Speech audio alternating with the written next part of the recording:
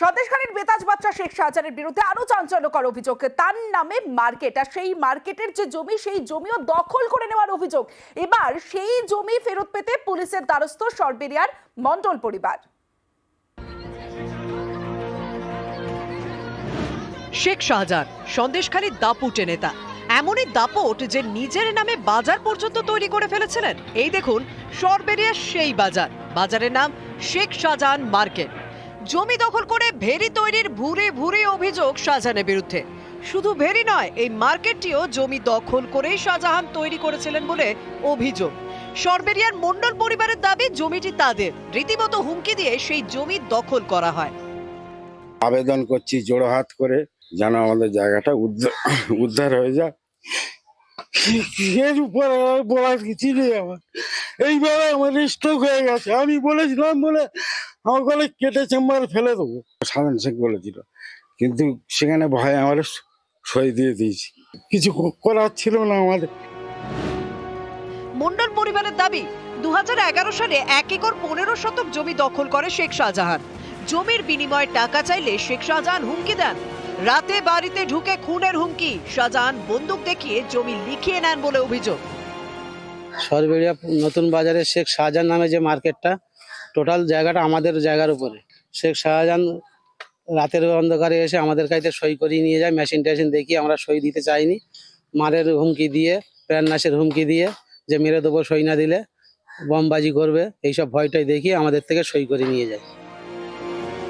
জমিতে চাষ করে ফসল বিক্রি করে সংসার চলতো, সেই জমি জবরদখল, কিন্তু কিছু বলার উপায় নেই, কারণ জমি দখল করেছে খোদ শাহজাহান, যিনি এখন সিবিআই হেফাজতে। এখন তাই পুলিশের কাছে যাওয়ার সাহস পেয়েছে মণ্ডল পরিবার, দায়ের করেছে জমি দখলের অভিযোগ।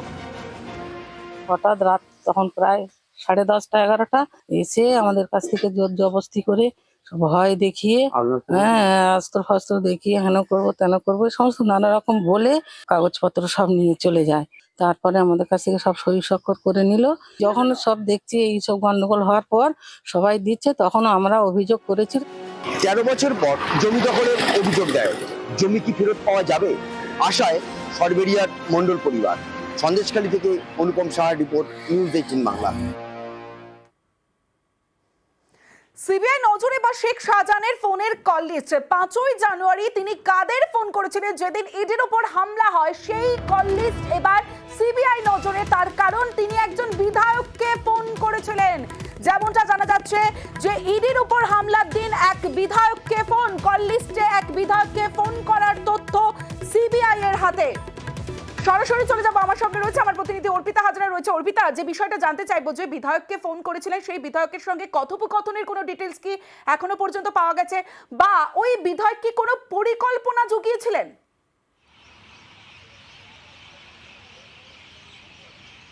দেখো, এই প্রশ্নের উত্তরই কিন্তু খুঁজছে সিবিআই এর গোয়েন্দারা, কারণ সিবিআই আধিকারিকরা গতকাল সিআইডি থেকে শেখ শাহজাহানকে হেফাজতে নেওয়ার পর এই শেখ শাহজাহানের যে কল লিস্ট বা যে সিডিআর, সেটা কিন্তু খতিয়ে দেখে তারা জানতে পেরেছেন যে ঘটনার দিন অর্থাৎ 5ই জানুয়ারি সকাল 7:20 সময় ইডির এক অফিসার তাকে ফোন করে যখন বলেন যে তারা তার বাড়িতে রেড করতে আসছেন, তারপরেই তিনি সেই 7:20 পর থেকে দুপুর 1:30টার মধ্যে বহুজনকে ফোন করেছিলেন। তার মধ্যে স্থানীয় নেতা এবং অনুগামী ছাড়াও একজন বিধায়ক রয়েছে, যেই বিধায়কের সঙ্গে কথা হয়েছিল শেখ শাহজাহানের। তেমনই কিন্তু ইলেকট্রনিক এভিডেন্স বা কল লিস্ট সেরকমটাই কথা বলছে, এমনটাই সিবিআই এর দাবি।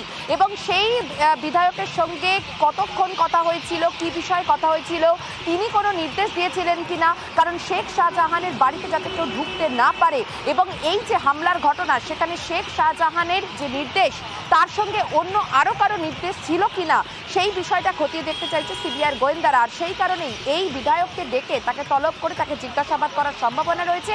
পাশাপাশি ঘটনার দিন যাদের সঙ্গে কথা বলেছিলেন ওই 7:20 থেকে, অর্থাৎ সকাল 7:20 থেকে দুপুর 1:30টার মধ্যে শেখ শাহজাহান একাধিকবার বহু স্থানীয় নেতাদের এবং অনুগামীদের যে ফোন করেছিল, সেখানে যে শেখ শাহজাহান যে নির্দেশ দিয়েছিল বলে সিবিআই এর দাবি, সেই সমস্ত জনকে তাদের বয়ান রেকর্ড করা হবে। এবং এক্ষেত্রে ইডির যিনি ডেপুটি ডিরেক্টর, যিনি কিনা সন্দেশখালীর ঘটনায় যিনি কিনা অভিযোগ করেছিলেন গৌরব বারিল, তার আজকে স্টেটমেন্ট আজকে রেকর্ড হয়েছে এবং এরপরেই দফায় দফায় জেরা করা হবে এই শেখ শাহজাহানকে যে একজন বিধায়কের সঙ্গে তার কি কথা হয়েছিল ঘটনার দিন, এবং যাদের এখনো অব্দি নাম্বার পাওয়া গিয়েছে, সেদিন যাদেরকে শেখ শাহজাহান ফোন করেছিল তাদেরকেও ডেকে তলব করে তাদের বয়ান রেকর্ড করাবে বলে সিবিআই সূত্র থেকে খবর। তমশ্রী।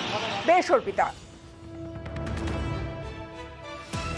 और ये धोनी की हुई जी। गजब ग्रिप कैसे SRMB TMT बार की विंग ग्रिप टेक्नोलॉजी सीमेंट के साथ बनाए मजबूत पकड़। Grip is important.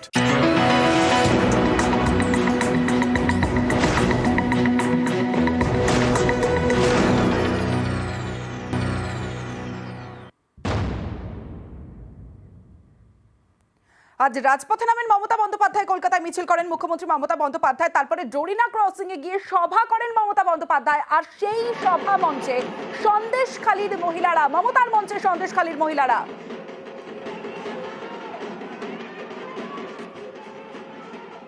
আমার খুব ভালো লাগছে যে মানে এরকম একটা জায়গায় আসতে পেরেছি, দিদির পাশে দাঁড়াতে পেরেছি।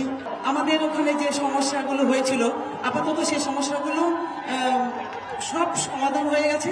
দিদি এত কড়াভাবে ব্যবস্থা নিয়েছে, যে আমরা এখন একদম সুস্থ আছি, ভালো আছি। আমাদের সব যোজনা আমরা ফিরে পেয়েছি। অল্প কিছু যেগুলো বাকি আছে আমরা দ্রুত সেটা পেয়ে যাবো। আর সন্দেশখালী নিয়ে ফের অপপ্রচারের অভিযোগ তৃণমূল নেত্রী মমতা বন্দ্যোপাধ্যায়। অন্যায় হলে পদক্ষেপ নেওয়া হয়, তৃণমূল কর্মীদেরও রেয়াত করা হয় না দাবি করেছেন মমতা বন্দ্যোপাধ্যায়। সন্দেশখালী নিয়ে অনেকে ভুয়ো সন্দেশও দিয়েছেন। যেভাবে আপনারা কয়েকটা ঘটনা নিয়ে, হতেই পারে হাতের 5টা আঙুল তো সমান নয়, কিছু কিছু জায়গায় অনেক সময় আমাদের নলেজে থাকে না। যদি কোনো কিছু অন্যায় হয়েও থাকে, সঙ্গে সঙ্গে আমাদের নলেজে আসলে আমরা সেটা অ্যাকশন নিই। এবং আমি তৃণমূল কংগ্রেস কর্মীদেরও গ্রেপ্তার করতে আমি কখনো কার্পণ্য বোধ করি না। সামনে লোকসভা নির্বাচন, আর লোকসভা নির্বাচনের টার্গেট মহিলা ভোট। নারী দিবসের আগে আজ রাজপথে নামেন মুখ্যমন্ত্রী মমতা বন্দ্যোপাধ্যায়। নারী দিবস উপলক্ষে কলকাতায় মমতার মিছিল। কলকাতায় মিছিল মমতা বন্দ্যোপাধ্যায়ের স্লোগান নারীদের অধিকার আমাদের অঙ্গীকার। কলেজ স্কোয়ার থেকে ডোরিনা ক্রসিং মিছিল। মিছিলে মমতা বন্দ্যোপাধ্যায়ের সঙ্গে অভিষেক বন্দ্যোপাধ্যায়।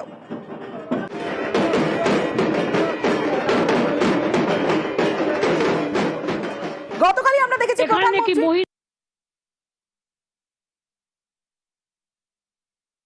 সবচেয়ে বেশি নির্যাতিত হন।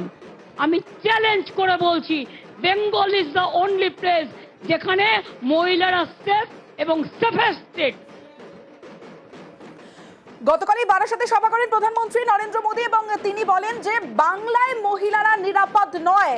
আজ মমতা বন্দ্যোপাধ্যায় নাম না করে প্রধানমন্ত্রী নরেন্দ্র মোদীকে তোপ দেখেছেন। বাংলার মহিলারাই সব থেকে নিরাপদ দাবি করেছেন তৃণমূল নেত্রী। বিজেপি শাসিত রাজ্যে নারী নির্যাতনের অভিযোগ মমতা বন্দ্যোপাধ্যায়ের।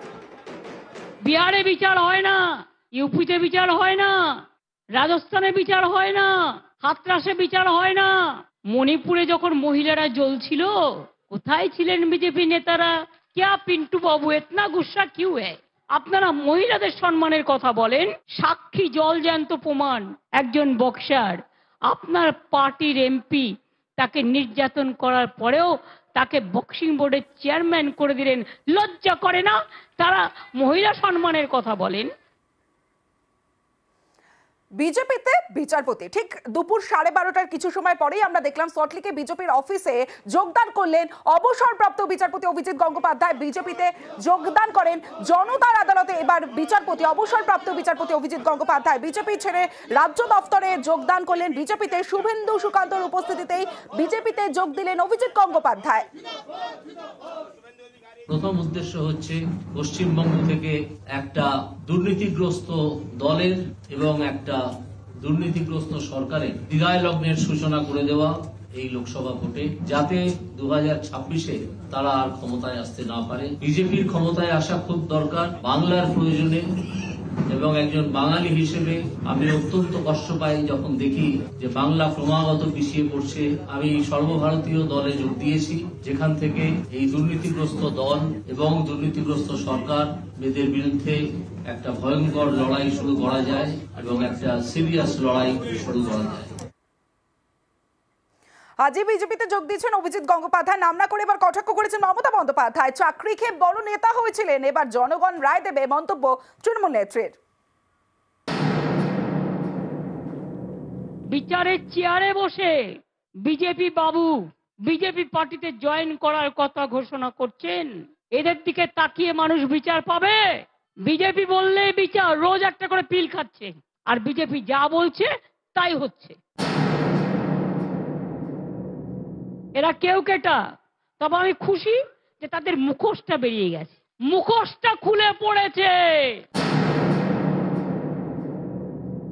আমরা প্রথম থেকে বলছিলাম হাজার হাজার ছাত্রছাত্রীর চাকরি গিয়ে বড় নেতা হয়ে গিয়েছিলেন, অভিষেককে তো নাম করে করে রোজ গালাগালি দিত।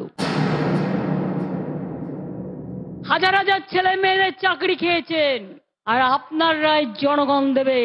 তৈরি থাকুন, আপনি যেখানে দাঁড়াবেন আমি স্টুডেন্টদেরই নিয়ে যাব, তার কারণ স্টুডেন্টরাই লড়াই করবে যাদের চাকরি আপনারা খেয়েছেন।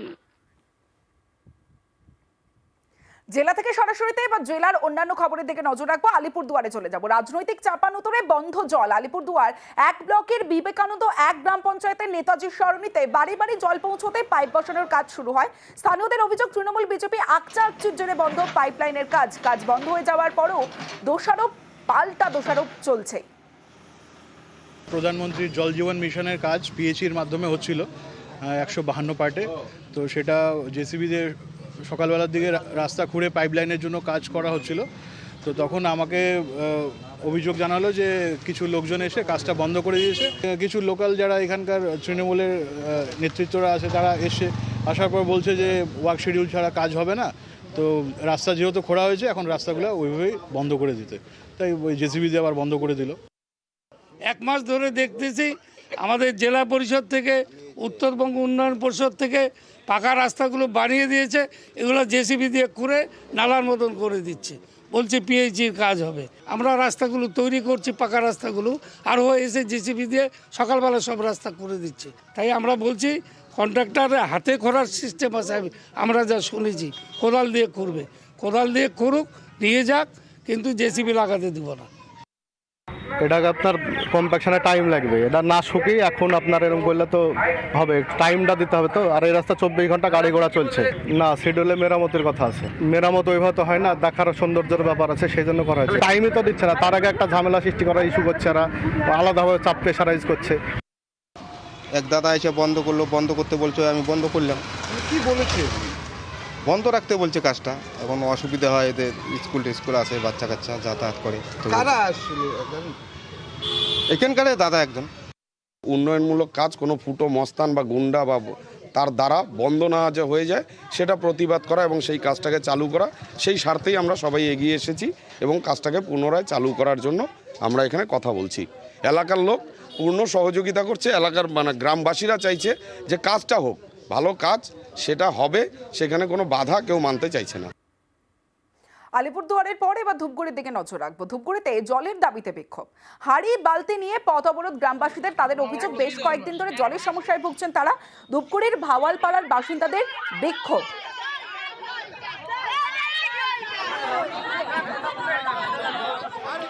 5 বছরের মধ্যে কোনোদিন আমাদের জল আসে না, আমরা কি করব? কি নিয়ে বাঁচবো? এটা কত নম্বর ওয়ার্ড, কোন এলাকা? আমাদের 1 নম্বর ওয়ার্ড ভাওয়ালপাড়া। মমসিংপাড়া থেকে কষ্ট করে আজকে 1 বছর ধরে জল খায়, তার ওখানেও জল নাই, আজকে 3 দিন যাব। যাদের সামর্থ্য আছে তারা তো জল কিনে খাচ্ছে, আর যাদের সামর্থ্য নেই তারা কি করবে? এক একজনের বাড়িতে পরিস্থিতি খুবই খারাপ।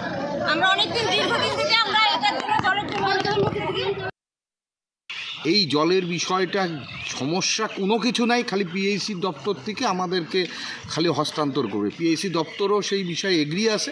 আমি বারবার মিটিংয়ে বলেছি, কাজ কিন্তু মানে 7 দিনের মধ্যে প্রতিটা বাড়িতে কিন্তু আমরা জল পৌঁছে দিতে পারি, কিন্তু দায়িত্বটা যদি আমাকে না দেয় চেয়ারম্যান বা ভাইস চেয়ারম্যান, কাজটা তো করার আমার পক্ষে সম্ভব না।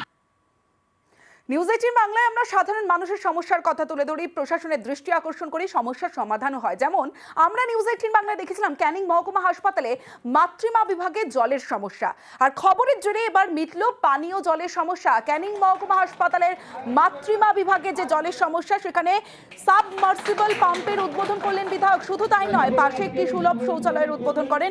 সুন্দরবনের গোসাবাদ, ছোট মোল্লাখালী, বাসন্তী, সন্দেশখালী, সরবেরিয়া সহ একাধিক এলাকা এলাকার বাসিন্দা, এই হাসপাতালের উপর নির্ভরশীল, তাই এই পরিষেবায় খুশি রোগী ও তাদের পরিজনেরা। চ্যানেলের মাধ্যমে আমরা যখন জানতে পারি আমরা চেষ্টা করি যে মানুষের সেই কাজটা অতি দ্রুত করে দেওয়ার জন্য। আজকের এই ঠিকানায় জলের যে উদ্বোধন হলো, খাওয়ার জল এবং শৌচালয়ের উদ্বোধন হলো প্রায় 11 লক্ষ টাকা দিয়ে। ক্যানিংয়ের মানুষের জন্য আরও যা যা করণীয় আছে সমস্ত রকম পরিষেবা যাতে মানুষ পায় তার দিকে আমাদের বিশেষ নজর থাকবে। নিউজ 18 বাংলাকে আমি ধন্যবাদ জানাতে চাইছি। তাদের খবরের মাধ্যমে যখন আমরা দেখতে পেলাম যে সত্যি মানুষ আজকের দিনে দাঁড়িয়ে জল কষ্টে ভুগছে, এটা আমাদের কাছে লজ্জার ছিল। তো জানতে পারার সঙ্গে সঙ্গে বিধায়ক সাহেব যে করেছেন, প্রস্তুতি নিয়েছেন এবং যেটা আজকের আমাদের উদ্বোধন হলো, আমরাও খুশি। এই হসপিটালে কি জল কিনে খেতে হতো? হ্যাঁ, জল কিনে খেতে হবে। আজকে থেকে কি কিনে খেতে হবে? না, কারণ উদ্বোধন হয়েছে জলের। কি বলবে নিউজ 18 বাংলাকে, কি বলবে? খুব ভালো হয়েছে এটা করার জন্য, জল কিনে খেতে হবে না। আচ্ছা, ক্যানিং থেকে এবার চলে যাব পুরুলিয়াতে, কারণ পুরুলিয়ার মানুষের এবার অপেক্ষার দিন শেষ। দ্বিতীয় দফায় পুরুলিয়া শহরের বাড়িতে বাড়িতে জলের যে লাইনের কানেকশন, সেই কানেকশন এবার পৌঁছে দিতে চলেছে পুরুলিয়া পুরসভা, কারণ সামনেই লোকসভা নির্বাচন, আর লোকসভা নির্বাচনের আগেই পুরুলিয়া শহরের বাড়ি বাড়ি জল দিতে তৎপরতা তুঙ্গে। জলের জন্য 2020-তে আমার টাকা জমা ছিল। ভালো শুনলাম নতুন করে জলের কানেকশন করা হচ্ছে। কার্যত আশা ছেড়েই দিয়েছিলাম, কিন্তু চেয়ারম্যানের একটা ঘোষণা দেখলাম সোশ্যাল মিডিয়ায় এবং ভালো লাগছে। আশা করি সামনের গরমে পুরুলিয়ার জলকষ্ট থেকে গলাটা একটু ভিজবে মানুষের। এখন আমরা অমৃত 2 প্রজেক্টের আওতায় আমরা বাকি যে জলের সংযোগ সেগুলো আমরা বাড়িতে বাড়িতে সংযোগ পৌঁছে দিচ্ছি এবং তাতে আমাদের যা অ্যাসেসমেন্ট তাতে 21,124 হোল্ডিংয়ের আমরা অনুমোদন পেয়েছি বাড়িতে পানীয় জলের সংযোগ দেওয়ার জন্য।